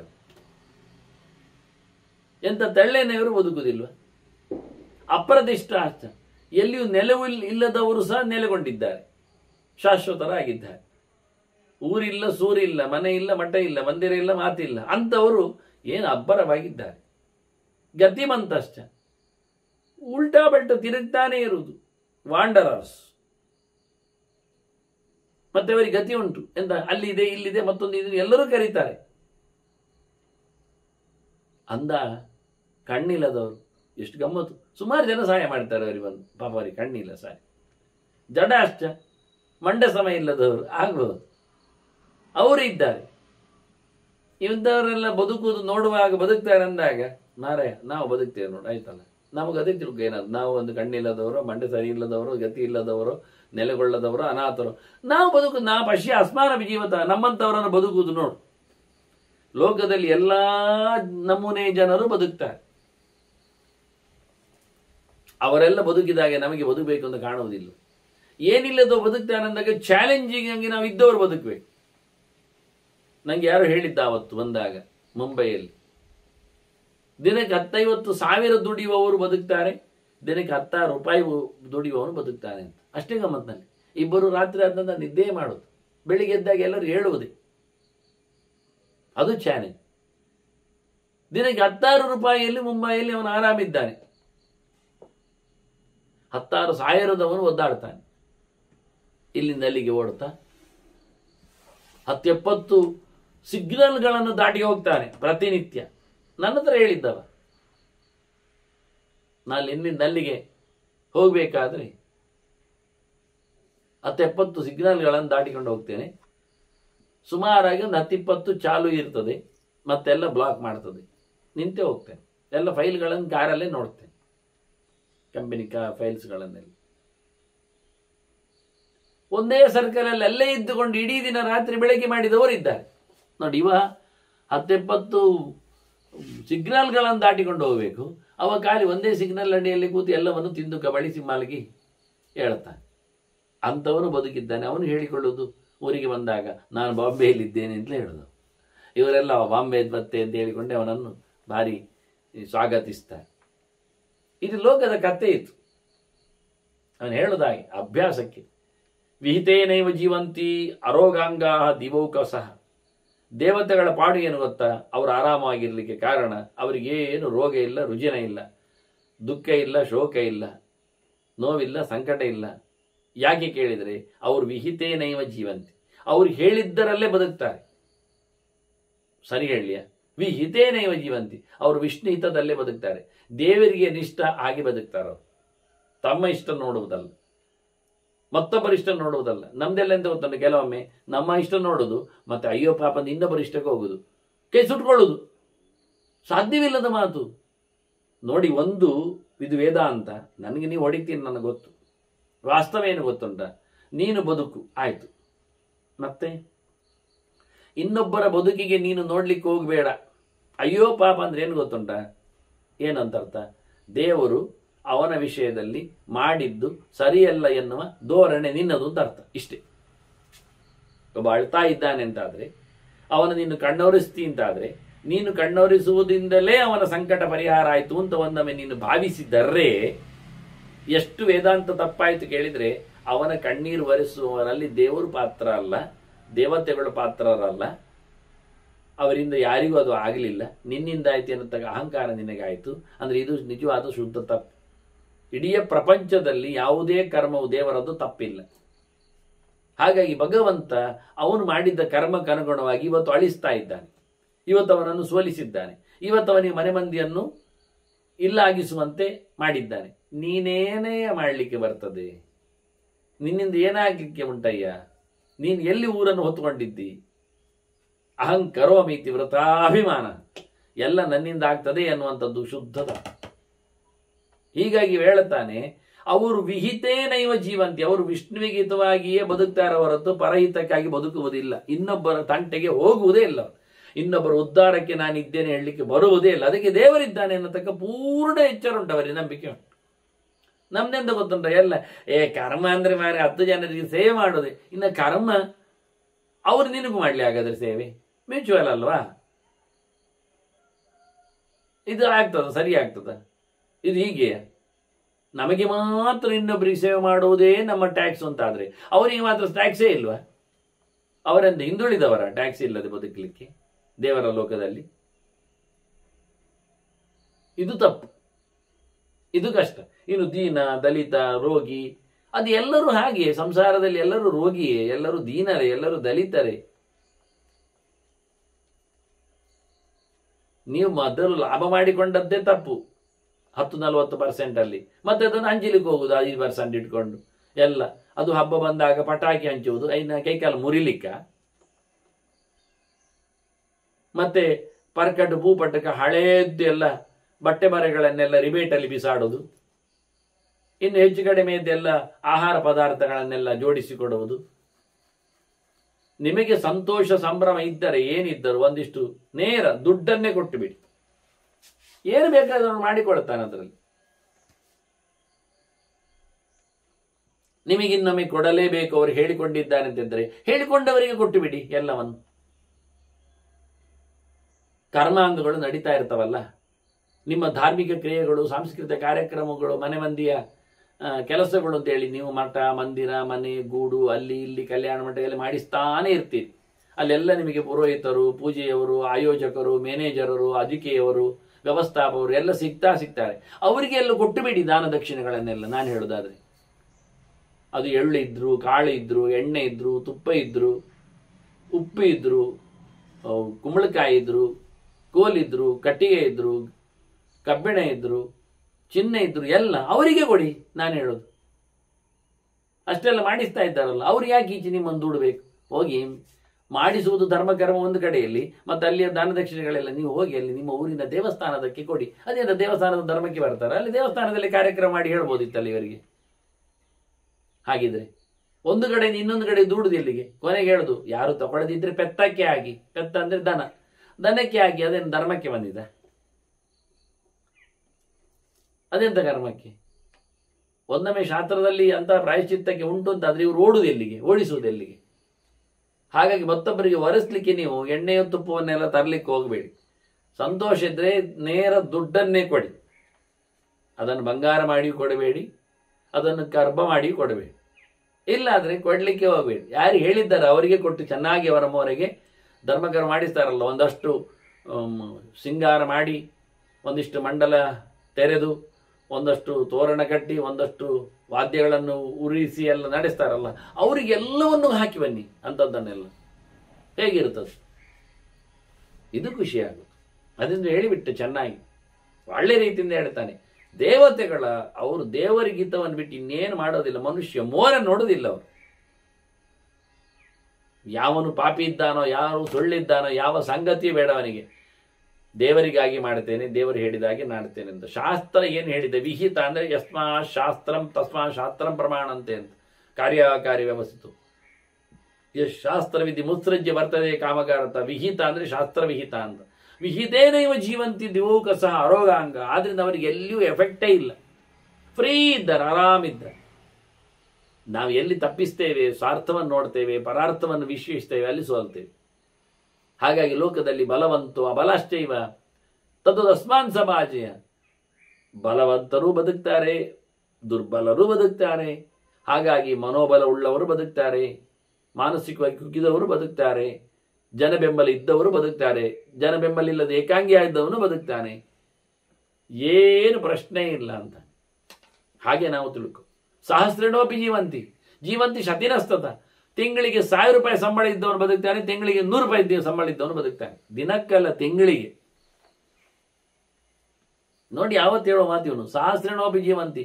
ದಿನಕ್ಕೆ 1000 ರೂಪಾಯಿ ಇದ್ದವನು ಬದುಕ್ತಾನೆ, ದಿನಕ್ಕೆ 100 ರೂಪಾಯಿ ಇದ್ದವನು ಬದುಕ್ತಾನೆ. ಗಮ್ಮತ್ನಾಗಿ ಫ್ರೀಯಾಗಿ ನನಗೆ ದಿನಕ್ಕೆ 100 ಕಮಾಯಿ ಓಕೆ ಅಂತ. ಒಂದು ಹೆಣ್ಮಗು, ಒಂದು ಹೆಣ್ಮಗಳು ಅಂತ, ಹೆಣ್ಮಗಳು, ಒಂದು ಹೆಂಗಸು, ಅದು 10-20 ವರ್ಷ ಏನೋ ಮದುವೆ ಆಗಿತ್ತು. ಮತ್ತೆ ನಮ್ಮದು ನ್ಯಾಯಾಲಯ ಎಲ್ಲ ಅವರನ್ನು ಕರೀತದೆ ಮಾತಾಡಿಸ್ಲಿಕ್ಕೆಲ್ಲ. ಆಗ ಅದು ಕೊನೆಗೆ ಕೇಳಿಬಿಟ್ಟಿದ್ದು, ದುಡ್ಡು ಕೊಡಿ ಅಂತ. ಎಷ್ಟು ಕೊಡಬೇಕು ಅಂತ. ಅದು ನಾನು 10 ವರ್ಷ ದುಡಿದಿದ್ದೇನೆ, ನನ್ನ ಸಂಬಳ ಕೊಡಲಿ. ಆಯಿತು ಅಂತ ಅವನೇನೋ ಎಷ್ಟು ಕೊಡಿದ್ಲಿಕ್ಕೆಲ್ಲ ಲೆಕ್ಕ ಹಾಕ್ಲಿಕ್ಕೆ ಹೋದ, ಕೊಡಲಿಕ್ಕೆ ಬಂದ. ಆಗ ಈ ಮಹಾರಾಯ ಪತಿರಾಯ ಅವ ಲೆಕ್ಕ ಕೇಳಲಿಕ್ಕೆ ಶುರು ಮಾಡಿದ. ಎಷ್ಟಂದೆ ಸಂಬಳ ದಿನಕ್ಕೆ? ದಿನಕ್ಕೆ ಕೂಲಿಯವನಿಗೆ, ಕೆಲಸದವನಿಗೆಲ್ಲ ಒಂದು 900 ರೂಪಾಯಿ ಕೊಡೋದಿಲ್ವ ದಿನಕ್ಕೆ? ಕೊಡ್ತದೆ, ಖಂಡಿತ ಕೊಡ್ತದೆ. ಅವನಿಗೆ ಊಟ ಕೊಡೋದಿಲ್ಲ ಆದರೆ ಕೊಡ್ತದೆ, ಕಾಫಿ ಟಿಫಿನ್ ಕೊಡೋದಿದ್ರೆ ಕೊಡ್ತದೆ. ಅದೆಲ್ಲ ಬಿಟ್ಟರೆ ಅವನು ಕಮ್ಮಿಯಲ್ಲಿ ಕೇಳ್ತಾನೆ. ಎಷ್ಟರಲ್ಲಿ ಕೇಳ್ತಾನೆ? ಒಂದು 700 ರೂಪಾಯಿ ಕೇಳ್ತಾನೆ ಪರ್ ಡೇ. ಸರಿ, ಒಂದು ಕಾಫಿ ಬೆಳಿಗ್ಗಿನದ್ದು, ಒಂದು ಮಧ್ಯಾಹ್ನ ಊಟ ಅವನಿಗೆ. ಬೆಳಿಗ್ಗಿನದ್ದು ಕಾಫಿ ಒಟ್ಟಿಗೆ ಒಂದು ತಿಂಡಿ, ಮತ್ತೊಂದು ಊಟ ಮಧ್ಯಾಹ್ನ, ಮತ್ತು ಸಂಜೆ ಒಂದು ಕಾಫಿ ಟಿಫಿನ್ ಸಂಜೆದ್ದು, ಮತ್ತು ರಾತ್ರಿ ಊಟ ಇಲ್ಲ. ಸರಿ ತಾನೆ? ಸರಿ. ಅಷ್ಟು ಕೊಟ್ಟವನಿಗೆ ಊಟ, ಅಷ್ಟು ಕೊಟ್ಟವನಿಗೆ 700 ರೂಪಾಯಿ ದಿನಕ್ಕೆ ಕೊಡ್ತದೆ. ಹಾರ್ಡ್ ವರ್ಕ್, ಫುಲ್ ವರ್ಕ್ ಮಾಡ್ತಾನೆ, ಹೇಳಿದ್ದು ನಡೆಸ್ತಾನೆ. ಸರಿ, ಆಯಿತು. ಈಗ 700 ಆಯ್ತಲ್ಲ, ಅವನು ರಾತ್ರಿ ತಂಗುದಿಲ್ಲ, ಮತ್ತು ರಾತ್ರಿ ಊಟಕ್ಕೆ ಇಲ್ಲ. ಸರಿ, ಈಕೆ ರಾತ್ರಿ ಊಟಕ್ಕೆ ಇಲ್ಲಲ್ಲ ಮನೆಯಲ್ಲಿ, ಹೌದಲ್ಲ? ಕಳಿಬೇಕಲ್ಲ, ಕಳೀರಿ. ಎಷ್ಟು ಕಳೀರಿ? ಒಂದು 100 ರೂಪಾಯಿ ಇರಲಿ ರಾತ್ರಿ ಊಟಕ್ಕೆ. ಆಯ್ತಪ್ಪ, ಕಮ್ಮಿ ಊಟ, 100 ರೂಪಾಯಿ ಕಳೀರಿ. 600 ಆಯ್ತು ಅಲ್ಲಿಗೆ. ಸರಿ, ಮತ್ತೆ ಅವನು ರಾತ್ರಿಯಲ್ಲಿ ತಂಗುದಿಲ್ಲ, ಸ್ಟೇ ಇಲ್ಲ. ಅವನೆಲ್ಲಿ ಅದು ಸ್ಟೇ ಮಾಡೋದಾದ್ರೆ, ರೂಮ್ ಮಾಡೋದಾದ್ರೆ ಮತ್ತೆ ಬಾಡಿಗೆಯಲ್ಲಿ ಇರಬೇಕಾಗ್ತದೆ. ಊರಲ್ಲಿ ಎಲ್ಲಿ ಬಾಡಿಗೆಯಲ್ಲಿ ಇದ್ದಾನಂತವ, ಅಲ್ಲಿ ಮನೆಯಿಂದ ಇಲ್ಲಿ ಕೆಲಸಕ್ಕೆ ಬರೋದವ. ಎಷ್ಟು ಕೊಡ್ತಾನಂತೆ ಬಾಡಿಗೆ? ಬಾಡಿಗೆ ತಿಂಗಳಿಗೆ 6000 ಉಂಟಂತೆ ಮಾಮೂಲಿ. 3000 ಸಿಗ್ತದಂತೆ, ಏನಿಲ್ಲದ್ದು. ಹುಚ್ಚೊಯ್ಯಲಿಕ್ಕೆ ಹೊರಗೆ ಹೋಗುದಾದ್ರೆ 3000 ಸಾಕಂತೆ. ಸರಿ, 3000 ಬಾಡಿಗೆ ಆಗುವ. ದಿನಕ್ಕೆ ಎಷ್ಟು ಖರ್ಚಾಯ್ತು ಕೇಳಿದ. ದಿನಕ್ಕೆ 100 ರೂಪಾಯಿ ಖರ್ಚಾಯ್ತು ಅಷ್ಟೇ. ಇವಳು ಇಲ್ಲಿ ಸ್ಟೇ ಮಾಡುವುದಲ್ಲ, ಹಾಗಾದ್ರೆ ಮತ್ತೆ 100 ರೂಪಾಯಿ ಕತ್ತರಿಸಿ ಅಂತ. ಆಗ ರಾತ್ರಿ ಊಟಕ್ಕೆ ಕತ್ತರಿಸಿದ್ದಾನೆ 700ಕ್ಕೆ. ಈಗ ಇನ್ನೊಂದು 100 ಹೋಯ್ತು. ಈಗ 500 ಬಂತು ದಿನಕ್ಕೆ ಅವ ಬಾಡಿಗೆ, ಇದು ವೇಜಸ್. ಮತ್ತೆ ಕೇಳ್ತಾನಂತೆ, ಅದು ಅವಳಿಗೆ ಸೋಪು ಅದು ಎಲ್ಲ ಸ್ನಾನಕ್ಕೆ ಮತ್ತೊಂದು ಇನ್ನಕ್ಕೆ ಎಲ್ಲ ನಾನೇ ಇಲ್ಲಿದ್ದೆ ಎಲ್ಲ. ಹೌದಾ? ಅದು ಮತ್ತೆ ತಿಂಗಳಿಗೆ ಉಂಟಲ್ಲ ಸೋಪು ಶ್ಯಾಂಪು ಎಲ್ಲ, ಕತ್ತರಿಸಿ ಮತ್ತೆ 100 ರೂಪಾಯಿ ಅಂದಂತೆ. ತಿಂಗಳಿಗೆ 100 ರೂಪಾಯ ಅಲ್ಲ, ದಿನಕ್ಕೆ 100 ರೂಪಾಯಿ ಕೇಳಿದೆ. ಮತ್ತೆ ಆ ಶ್ಯಾಂಪು, ಬಾತ್ರೂಮು, ಟೈಲ್ಸು, ನೀರು, ಆಯ್ತಾಯ್ತು ತೆಗಿ. ಮತ್ತು 400 ಉಳಿತಂತೆ. ಮತ್ತೆ ಕೇಳಿದ್ದಂತೆ, ಮತ್ತೆ ಶಾಪಿಂಗ್, ತೊಡುವೆ, ಬಟ್ಟೆ ಬರೆಗಳು, ಅದೆಲ್ಲ ಇತ್ತಲ್ಲ. ಮತ್ತೆ ಅದೆಲ್ಲ ತೆಗೀರಿ. ಮತ್ತೆ ಒಂದು 5 ರೂಪಾಯಲ್ಲೆಲ್ಲ ಬಟ್ಟೆ ಸಿಗುತ್ತಾ? ಆಯ್ತು ತೆಗೀರಿ ಮಾರ, ಒಂದು 200 ಕಟ್ ಮಾಡಿ. ಮತ್ತೆ ಎಷ್ಟು ಉಳಿತೀವಿ? ಮತ್ತೆ 200 ಉಳಿತಂತೆ. ಮತ್ತೆ ನಾನು ಆಚೀಚೆ ಓಡಾಡುವಾಗೆಲ್ಲ ಪೇಟೆಗೆ, ಮಾರ್ಕೆಟಿಗೆ ಎಲ್ಲ ಬಂದ ನನ್ನ ಪೆಟ್ರೋಲ್ ಕುಡಿಯಿರಿಲ್ವಾ ವಾಹನದಲ್ಲಿ ಬಂದಾಗ, ಬಸ್ಸಿನಲ್ಲಿ ಹೋದಾಗ? ಸರಿ, ಎಲ್ಲ ಈಗ 0 ಆಯ್ತಂತೆ ರೂಪಾಯಿ. ಈಗ ಯಾರಿಗೆ ಕೊಡೋದು? ಏನುಂಟು ಕೇಳಿದಂತೆ. ಎಷ್ಟು ಕೆಲಸ ಮಾಡಿದ್ದಕ್ಕೆ ಎಲ್ಲಿ ಬಂತು ಈಗ ಕೇಳಿದಂತೆ. ಕೆಲಸ ಮಾಡಿದ್ದಕ್ಕೆ ನಾವು ಒಂದೊಮ್ಮೆ ಕೊಡಬೇಕು ಹೇಳಿದರೆ ಅವರು ಪಡೆದ ಅನುಭವಕ್ಕೆ ಕಟ್ ಮಾಡಲಿಕ್ಕೆ ಬರ್ತದಲ್ಲ. ಮತ್ತೆ ಜೋರು ಮಾಡಿದ್ದಂತೆ, ಇನ್ನೂ ಜೋರು ಮುಂದೆ ಅಂದರೆ ಜೋರು ಇರ್ತಾರೆ ಅವರೆಲ್ಲ, ವಕೀಲರೆಲ್ಲ. ಅವಳು ಮಲಗಿದ್ದಾಳೆ, ಅದಕ್ಕೆ ದುಡ್ಡು ಕೊಡಬೇಕು. ಇವನು ಕೇಳಿದ್ದಂಗೆ ನಾನು ಮಲಗಿದ್ದೇನೆ, ದುಡ್ಡು ಕೊಡಬೇಕಂದಂತೆ. ಮತ್ತೆ ಹೇಳಿದ್ದಂತೆ, ನಾನು ಇಲ್ಲದಿದ್ದರೆ ಮಲಗಲಿಕ್ಕೆ ಹೊರಗೆ ಹೋಗ್ತಿದ್ದೆ, ಆಗ ತಿಂಗಳಿಗೆ ಒಂದು 4 ಸರ್ತಿ ಹೋದರೆ ಆಗ್ತದೆ, ಅವರು ಜನ ಇದ್ದಾರೆ ಹೇಳಿದ್ದಂತೆ. ಮತ್ತೆ ಇನ್ನೇನು ಮಾಡುವ, ಅವರಿಗೆ ನಾವಿಲ್ಲಿ ಸ್ಟೇ ಮಾಡಲಿಕ್ಕೆ ದುಡ್ಡೆಲ್ಲ ಸಂಬಳ ಎಲ್ಲ ಕೊಡುವುದಿಲ್ಲ, ಊರಿಗೆ ಊಟಕ್ಕೂ ಬರುವುದಿಲ್ಲ, ಏನೋ ಒಂದು ಟಿಪ್ಸ್ ಬಾಟದಲ್ಲಿ ನಡೆದು ಹೋಗ್ತದೆ, ಇದ್ದದ್ದಕ್ಕೆ ಆಗಿದ್ದು ಅಷ್ಟೇ ಅಂತ. ಹೀಗೆ ಹೇಳುವವರು ಕೇಳುವವರು ಸರಿ ಇದ್ರೆ ನಡೆದು ಹೋಗ್ತದೆ. ಅದನ್ನೇ ಅಂದದವ. ಯಾವ ನಮೂನೆಯಲ್ಲಿ ಬದುಕ್ತಾರೆ? ಸಹಸ್ರನೋಪಿ ಜೀವಂತಿ. ಎಂತ ಕರ್ಮಕ್ಕೆ? ಎಷ್ಟು ಕಮ್ಮಿಯಲ್ಲಿ ಬದುಕಲಿಕ್ಕೆ ಬರ್ತದೆ, ಎಷ್ಟು ಹೆಚ್ಚಿನಲ್ಲಿ ಬದುಕಲಿಕ್ಕೆ ಆಗ್ತದೆ. ಶತಿನೋಪಿ, 100 ಇದ್ದವರು ಸತ್ಯನಸ್ತ ಜೀವಂತಿ ಶತಿನಸ್ತತ ಶಾಖೇನ ಚಾನ್ಯ ಜೀವಂತಿ. ಕೆಲವರು ತರಕಾರಿಯಲ್ಲೇ ಬದುಕ್ತಾರೆ, ಗೊತ್ತುಂಟ? ಕಾಯಿ ತರಕಾರಿ ತಿನ್ನುವುದು, ಮೂಲವೂ ಇಲ್ಲ, ಫಲವೂ ಇಲ್ಲ, ಧಾನ್ಯವೂ ಇಲ್ಲ, ದವಸವೂ ಇಲ್ಲ, ಹಾಗೂ ಆಗ್ತದೆ. ಶಾಖೇನ ಚಾನ್ಯ ಜೀವಂತಿ ಅದು ಉಪಲಕ್ಷಣೆ. ಕೆಲವರು ಹಣ್ಣಲ್ಲೇ ಬದುಕ್ತಾರೆ, ಕೆಲವರು ಹಾಲಲ್ಲೇ ಬದುಕ್ತಾರೆ, ಕೆಲವರು ಮೂಲದಲ್ಲೇ ಬದುಕ್ತಾರೆ, ಯಾವ ಪ್ರಕಾರದಲ್ಲಿ ಬದುಕ್ತಾರೆ. ಆದ್ರಿಂದ ನಾವು ಅದೇ ರೀತಿಯಾಗಿರುವಂಥದ್ದು ಅಂತ.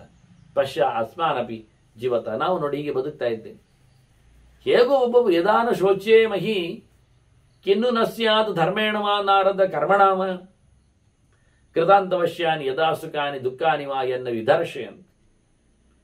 ಯದಾ ನ ಶೋಚೇ ಮಹಿ, ನಾವು ಯಾವಾಗ ದುಃಖ ಅನುಭವಿಸುವುದಿಲ್ಲ, ಅಳಲಿಕ್ಕೆ ಹೋಗುವುದಿಲ್ಲ, ಆಗ ನಮ್ಗೆ ಎಂಥದ್ದು ಆಗುವುದಿಲ್ಲ. ಮಂಡೆ ಮಾರಿ ಧರ್ಮದಿಂದಲೇ ಎಂತ ಆಗುವುದಿಲ್ಲ, ಕರ್ಮದಿಂದಲೇ ಎಂತ ಆಗುವುದಿಲ್ಲ. ನಾವು ಏನಾಗ್ತದೋ ಗಾಬರಿ ಪಟ್ಟುಕೊಂಡು ಗಲಾಟೆ ಮಾಡಿ ಕೂತ್ರೆ ನಮಗೆಲ್ಲವೂ ಎಡವಟ್ಟೆ ಆಗುವುದು. ಭಾರಿ ಜಾಗ್ರತೆ ಮಾಡಿದ್ರಲ್ಲೇ ಹೆಚ್ಚು ಚೆಲ್ಲುವುದು, ಹಾಳಾಗುವುದು. ಸೀದಾ ಸಾದಾ ಮಾಡಿದ್ರೆ ಉಂಟಲ್ಲ ಆರಾಮ. ಎಲ್ಲಿ ಜೋರು ಮಾಡ್ತೇವೆಯೋ, ಅಟೆನ್ಷನ್ ಜಾಸ್ತಿ ಕೊಡ್ಲಿಕ್ಕೆ ನೋಡ್ತೇವೆಯೋ, ಅಲ್ಲಿಯೇ ಎಡವಟ್ಟಾಗುವುದು ಹೆಚ್ಚು. ಎಲ್ಲವೂ ನಿಲ್ಲುವುದೆಲ್ಲಿ ಕೇಳಿದರೆ ಕೊನೆಯಾಗುವುದು ಯಮನ ಪಾಳಯದಲ್ಲಿ. ಅವನೇ ಎಲ್ಲವನ್ನು ನೋಡಿಕೊಳ್ಳುವುದು. ಎಲ್ಲವೂ ಸಾವಿನ ದವಡೆಯಲ್ಲಿಯೇ ನಿಂತಿದೆ. ಕೊನೆಯಾಗುವುದು ಕೊನೆಯಲ್ಲಿಯೇ ಕೊನೆಯಾಗುವುದು, ಇಲ್ಲಾಗುವುದರಲ್ಲೇ ಕೊನೆಯಾಗುವುದು. ಯಾವುದೇ ಸುಖಗಳಾಗಲಿ ದುಃಖಗಳಾಗಲಿ ಅದು ಯಾರಿಗೇನು ಬರ್ತದೆ, ಬರಬೇಕು, ಬರ್ತಾ ಇರ್ತದೆ. ಇದೆಲ್ಲ ಯಾರ ಕೈಯಲ್ಲಿ ಉಂಟು? ಯಮನ ಕೈಯಲ್ಲಿ ಉಂಟು, ಧರ್ಮದೇವತೆಯ ಕೈಯಲ್ಲಿ ಉಂಟು. ಅವನನ್ನು ಹೇಗೆ ದುಡಿಸಬೇಕೆನ್ನುವುದು. ಆದ್ರಿಂದ ಎಂತ ಮಾಡಿದರೂ ಯಾರಿಂದಲೂ ಅದನ್ನು ವಿರೋಧಿಸಲಿಕ್ಕೆ, ಕತ್ತರಿಸಲಿಕ್ಕೆ, ತೆಗೆದಾಕಲಿಕ್ಕೆ, ದೂಡಿ ಬಿಡಲಿಕ್ಕೆ ಆಗುವುದೇ ಇಲ್ಲ. ಪ್ರತಿಯೊಬ್ಬನಿಗೂ ಏನನ್ನು ಮೂಲ ಹೇಳ್ತಾರೆ? ದೇವರ ಅರಿವು, ಎಚ್ಚರ, ಪ್ರಜ್ಞೆ, ಶುದ್ಧವಾದ ಜ್ಞಾನ. ಯಸ್ಮೈ ಪ್ರಜ್ಞಾಂ ಕಥಯಂತೆ ಮನುಷ್ಯಾ ಪ್ರಜ್ಞಾಮೂಲೋ ಹಿ ಇಂದ್ರಿಯಾಣಾಂ ಪ್ರಸಾದ. ತಲೆ ಗಟ್ಟಿದ್ರೆ ಎಲ್ಲ ಇಂದ್ರಿಯಗಳು ಸುಖವಾಗಿರ್ತವೆ, ಅವುಗಳು ನಮಗೆ ಕೋಪರೇಟ್ ಮಾಡುತ್ತವೆ. ಯಾವಾಗ ನಮಗೆ ಪ್ರಜ್ಞೆ ಸರಿ ಇಲ್ಲ, ದೇವರ ಎಚ್ಚರ ಸರಿ ಇಲ್ಲ, ಬುದ್ಧಿ ನೆಟ್ಟಗಿಲ್ಲ, ಎಲ್ಲ ಇಂದ್ರಿಯಗಳು ಎಡವಟ್ಟಾಗ್ತವೆ. ಮುಖ್ಯಂತಿ ಶೋಚಂತಿ ಅದೇಂದ್ರಿಯಾಣಿ ಪ್ರಜ್ಞಾ ಲಾಭೋ ನಾಸ್ತಿ ಮೂಢೇಂದ್ರಿಯಸ್ಯ. ದಡ್ಡ ಇಂದ್ರಿಯಗಳಿಗೆ ಎಚ್ಚರ ನೀವು ಕಲ್ಪಿಸದಿದ್ರೆ ಮನುಷ್ಯ ಇಂದ್ರಿಯಗಳನ್ನು ಕಟ್ಟಿಕೊಂಡು ಹಾಳಾಗಿ ಹೋಗ್ತಾನೆ, ದುಃಖ ಅನುಭವಿಸ್ತಾನೆ. ಏನ್ ಮಾಡ್ತಾನೆ ಎಂದು ಗೊತ್ತಾಗುವುದಿಲ್ಲವನಿಗೆ, ಅಜ್ಞಾನ ಆವರಿಸ್ತದೆ, ಸೋಲ್ತಾನೆ, ಸಿಕ್ಕಿ ಬೀಳುತ್ತಾನೆ. ಮೂಢಸ್ಯ ದರ್ಪ ಸ ಪುನರ್ಮೋಹಯೇವ ಮೂಢಸ್ಯ ನಾಯನ್ ಅಪರೋಸ್ತಿ ಲೋಕ. ಮೂಢನಿಗೆ, ದಡ್ಡನಿಗೆ ಸ್ವಲ್ಪ ದರ್ಪ ಜಾಸ್ತಿ ಬರ್ತದೆ, ಸೊಕ್ಕು ಜಾಸ್ತಿ ಇರ್ತದೆ. ಅದರ ಜೊತೆಯಲ್ಲಿ ಅವನಿಗೆ ಅಜ್ಞಾನವೇ ಕವಿದಿರ್ತದೆ. ಅವನಿಗೆ ಈ ಲೋಕ ಬಿಡಿ, ಪರಲೋಕ ಬಿಡಿ, ಈ ಲೋಕವೇ ದಕ್ಕುವುದಿಲ್ಲ, ಇಲ್ಲೇ ಚೆನ್ನಾಗಿ ಬದುಕುವುದಿಲ್ಲ, ಮತ್ತೆಂದದವ. ಮತ್ತೆ ಯಾವಾಗಲೂ ದುಃಖ ಆಗಲಿ ಸುಖ ಆಗಲಿ ಅದು ಪರ್ಮನೆಂಟ್ ಇಲ್ಲ. ನಹ್ಯೇವ ದುಃಖಾನಿ ಸದಾ ಭವಂತಿ ಸುಖಸ್ಯವ ನಿತ್ಯಶೋ ಲಾಭ ಏವ. ನಿತ್ಯ ಸುಖವೇ ಆಗಲಿ ಅಂದರೆ ಆಗ್ತದ ಮಾರೆ, ನಿತ್ಯ ದುಃಖವೇ ಇರುವುದಿಲ್ಲ. ಭಾವಾತ್ಮಕಂ ಸಂಪರಿವರ್ತಮಾನಂ. ಅದು ಒಂದು ದೃಷ್ಟಿಯಿಂದ ಸುಖವೋ ದುಃಖವೋ ಗೊತ್ತಿಲ್ಲ, ಒಂದು ಭಾವನೆ ಅಷ್ಟೇ, ಅದು ತಿರುಗ್ತಾ ಇರ್ತದೆ. ಕೆಲವೊಮ್ಮೆ ಸುಖವೇ ದುಃಖ ಆಗ್ಬೋದು, ದುಃಖವೇ ಸುಖ ಆಗ್ಬೋದು ನಮಗೆ ಯೋಚನೆ ಮಾಡಿಕೊಂಡಾಗ. ಇತ್ತೀಚೆಗೆ ಆದ ಒಂದು ಫ್ಲೈಟ್ ಆಕ್ಸಿಡೆಂಟ್ ಅಲ್ಲಿ ಟಿಕೆಟ್ ಆಗಿದೆ, ಅರ್ಜೆಂಟ್ ಹೋಗಲೇಬೇಕು ಲಂಡನ್ನಿಗೆ ಅಂತ ಹೇಳಿಕೊಂಡು ಹಾರುವ ಮಹಿಳೆ ಎಲ್ಲಿಯೋ ಒಂದು ಜಾಮ್ ಆಗಿ ಸರ್ಕಲಲ್ಲಿ ರಸ್ತೆಯಲ್ಲಿ ಬರಲಿಕ್ಕಾಗದೆ ಒದ್ದಾಡಿಕೊಂಡು ಬೊಬ್ಬಿಟ್ಟುಕೊಂಡು ಬಂದರೆ ಹಾರಿದ ಹೊತ್ತಿನಲ್ಲೇ ಕೆಳಗೆ ಬಿದ್ದ ವಿಮಾನವನ್ನು ತಿಳಿದಾಗ ಎಷ್ಟು ಖುಷಿ ಆಯ್ತು ಅವಳಿಗೆ. ಅದೇ ಮೊದಲಿಗೆ ಬರುವ ಸ್ಪೀಡ್ ಗಲಾಟೆ ನೋಡಿದರೆ, ದುಃಖ ನೋಡಿದರೆ, ಮಿಸ್ ಆಯ್ತಲ್ಲ ಫ್ಲೈಟ್ ಅಂತ ಹೇಳಿಕೊಂಡು ಕೂಗಿದ್ರೆ ಒಬ್ಬನೇ ಒಬ್ಬ ಕಿಟಕಿಯಿಂದ ಹಾರಿ ಉಳಿದವ ಆ ವಿಮಾನದಲ್ಲಿ. ತಪ್ಪಿದರೆ ಹತ್ತದ ಇವಳೊಬ್ಬಳು ಉಳಿದದ್ದು. ಇವಳು ಅಟೆಂಪ್ಟ್ ಮಾಡಿದವಳು, ಓಡಿ ಬಂದಳು.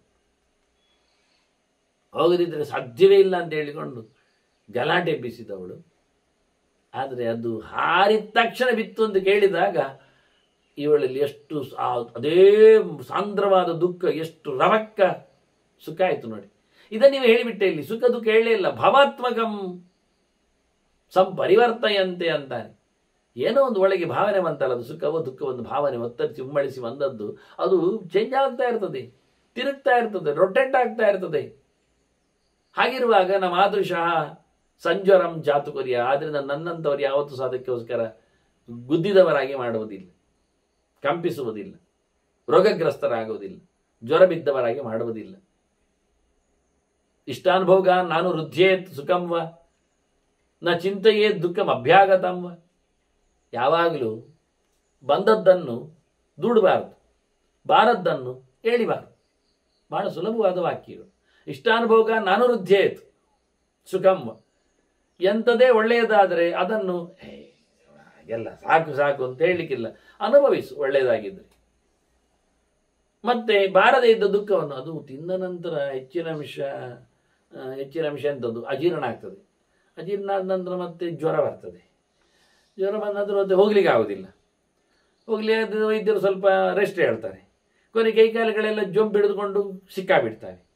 ಇದೆಲ್ಲ ಯೋಚನೆ ಮಾಡ್ತಾ ಕೂತ್ರೆ ಸಾಯ್ತಾನಿವ ಅಂತಾನೆ. ಅದನ್ನೇ ಯೋಚನೆ ಮಾಡ್ತಾನೆ, ನೋಡಿ ಸತ್ತೇ ಹೋದ್ರೆ ಅಂತ. ಆದರೆ ಯಾವಾಗಲೂ ಬಾರದ ದುಃಖವನ್ನು ಎಣಿಸಿ ಇವತ್ತೇ ನೀನು ಮಲಗಲಿಕ್ಕೆ ಹೋಗಬೇಡ ಅಂತಾರೆ ಅಷ್ಟೇ. ಹೇಗೂ ಬರ್ತದಲ್ಲ, ಬರುವಾಗ ಮಲಗಲಿಕ್ಕೆ ಉಂಟಲ್ಲ, ಮಲಗಿಬಿಡಿ, ಈಗಲೇ ಮಲಗಿದೆ ಅಂತ ಕರ್ಮಕ್ಕೆ.